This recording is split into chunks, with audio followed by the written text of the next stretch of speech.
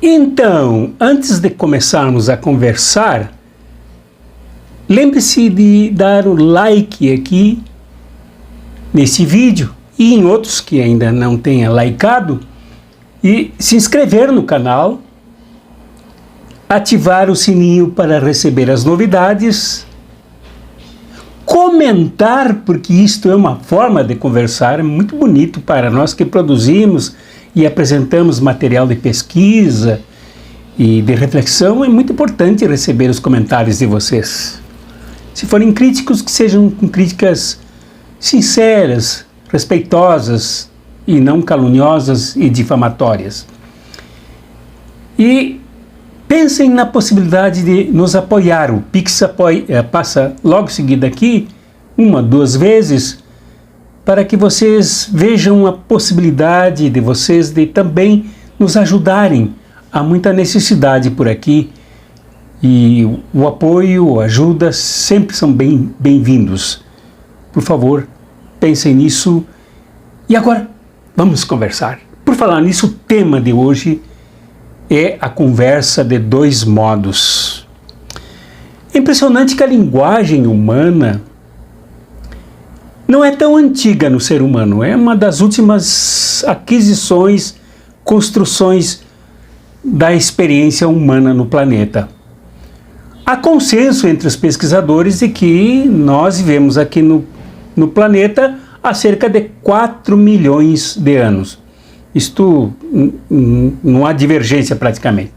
Há uma pequena divergência entre as várias teorias sobre quando começou a linguagem.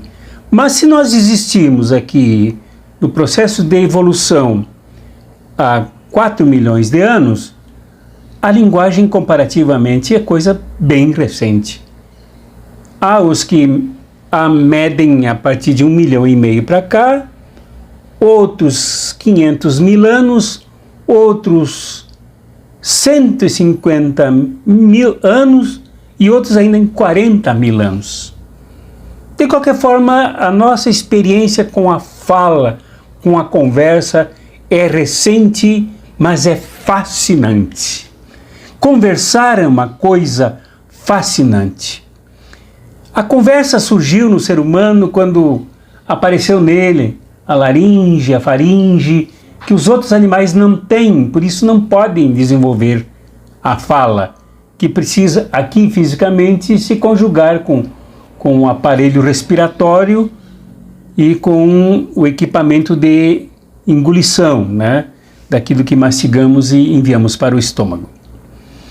Então, a fala, no entanto, se liga a outros aspectos, ao mundo externo. Na fala há muito do que nós observamos fora de nós, desde a origem da linguagem. E com o mundo interno, o cérebro, que tem o seu comando no crânio, mas que se espalha em comunicação por todo o corpo de cada indivíduo. E no corpo social também, da sociedade toda. Então, a linguagem tem essa conexão extremamente complexa, que envolve tempo, ontem, hoje, amanhã, passado, futuro, que envolve velocidade, rapidez com que temos que falar, dizer as coisas porque o tempo é curto, como por exemplo aqui no vídeo, etc e tal. Então a fala no ser humano é extremamente densa e complexa, apesar da pouca experiência que temos com ela. Interessante mesmo é que quando começamos a conversar na infância, a nossa experiência começa aí por mais ou menos 12 meses de vida extrauterina, depois de nascermos.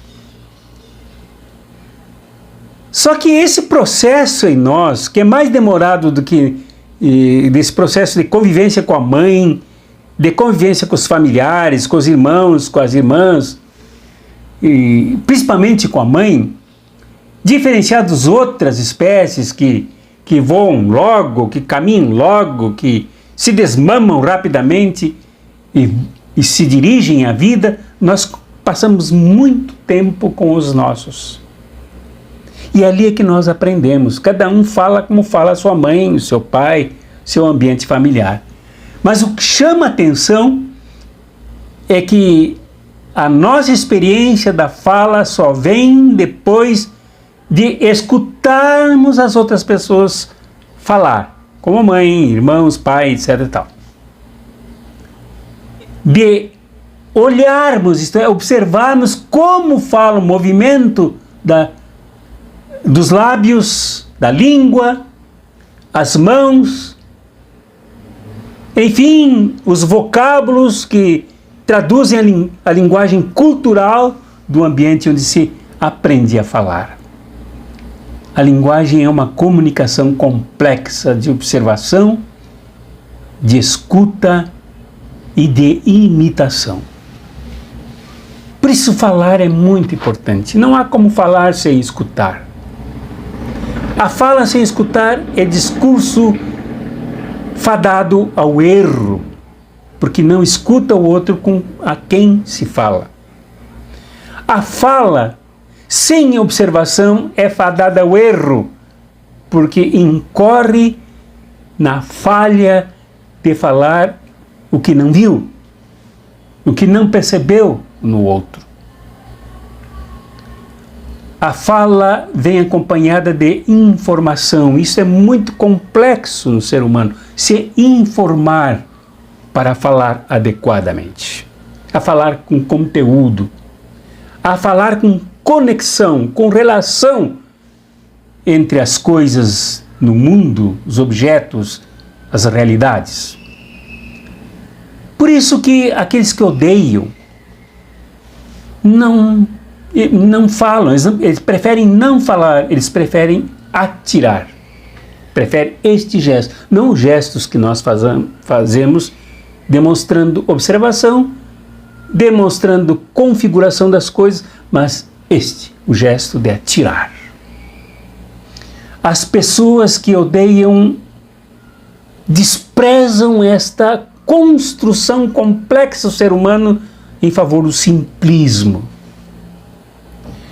Os seres humanos que apelam para o armamento, para atirar no outro, preferem muito mais o caminho da opinião do que o caminho da reflexão, do pensamento, da racionalidade, da análise, que normalmente se faz com os outros. Quem pensa em atirar privilegia a opinião, a sua opinião, que sempre é vulgar, que sempre é superficial, que sempre é assistemática, sempre é caótica, sempre é oportunista, sempre é do momento e é egoísta.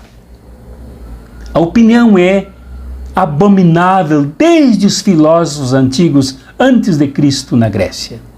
A doxa, como eles chamavam. A opinião. Quem atira se baseia na sua opinião. E normalmente não tem nem opinião. A opinião é de alguém, é de algum chefe, que chega nele sem reflexibilidade, sem racionalidade, sem análise e se transforma em bala, em tiro a quem de fato pense, a quem de fato se posicione. Tiro em quem de fato queira dialogar, ensinar e aprender. Os verbos dos que odeiam são atirar, cancelar, matar, eliminar, acabar com ele. É o que nós vivemos agora.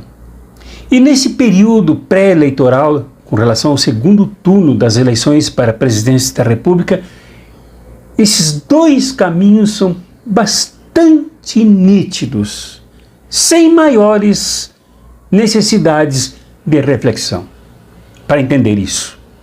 Um é o caminho da reflexão, do diálogo, do chamamento para a unidade, do chamamento para a aliança, do chamamento para o acordo nacional, do chamamento para o que se chama, mesmo que numa linguagem, numa visão burguesa, chamamento para a democracia, o chamamento para a reconstrução do país, o chamamento para a inclusão, chamamento para a justiça econômica e social.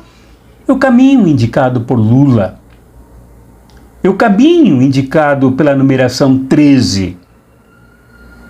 É por aí que caminha a possibilidade da conversa e do diálogo. Porque depois das eleições, uma vez alcançado o resultado por este caminho, haveremos de sentar muitas e muitas vezes com uma diversidade enorme de realidades e de grupos para conversar. Precisamos conversar para reconstruir um país completamente devastado em todas as dimensões e realidades que queiramos pensar. Tudo está devastado em nosso país. Preciso então de muito diálogo, muita conversação, muito entendimento, muita construção. Coisas que apelam ao coletivo, à aliança, à unidade. Não a unidade de pensamento, mas a unidade de projetos, de soluções para o país. Do outro lado, se houver a vitória, é certo que crescerá a sensação de ódio, de insegurança, de instabilidade, de miséria, de deboche com a morte do outro, de satisfação com o cancelamento do outro.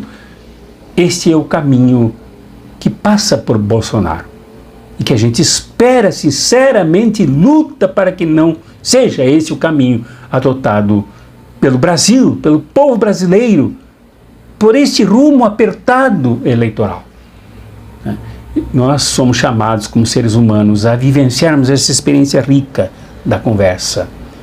A conversa que se movimenta pelos caminhos da observação, que se movimenta pelos caminhos da escuta do outro, e necessariamente se é observação e escuta do respeito ao outro. Mas um valor muito importante na conversa é da justiça para com o outro. E justiça que é a equidade, que é a consideração o direito do outro ser digno, como ser humano, como mulher, como homem, independente das suas orientações, mas ser digno, ter vida completa, vida plena, vida abundante, como este caminho que passa aqui por Lula sugere. É tempo para pensarmos, é tempo para conversarmos muito entre nós. Conversar muito entre nós.